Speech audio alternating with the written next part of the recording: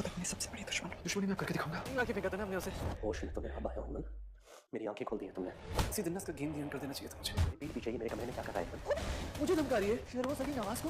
यहाँ से कहीं नहीं जाना, आज इसका गेम करेंगे। मैं ला रहा हूँ, जस्ट स्टे हियर। शहरोज के अंदर बढ़ती हुई हसद और जलन उसे किसी भी हद को पार करने पर मजबूर करती जा रही है और वो ये सोच ही नहीं पा रहा कि वो जो कुछ कर रहा है बिल्कुल गलत कर रहा है और ऐसे में उसकी माँ का इसका साथ देना उसे बिगाड़ता ही चला जा रहा है। आने वाली एपिसोड में हम देखेंगे कि शहरोज को इस बात पर पछतावा होगा कि उसने एमन को उस रात जान से ही क्यों ना मार दिया, उसे क्यों इस जिंदा छोड़ दिया।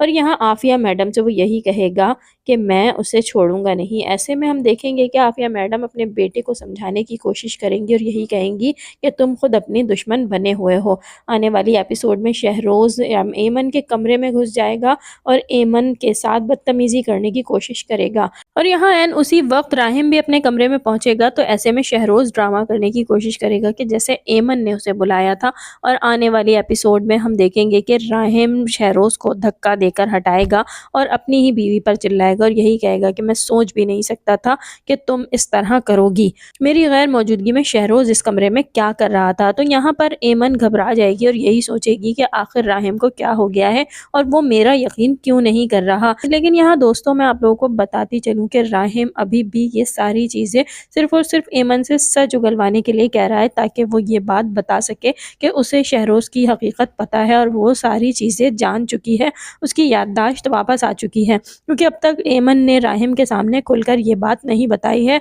राहिम उससे बार बार पूछ रहा है लेकिन वो बार बार यही कहती है कि उसे कुछ भी याद नहीं।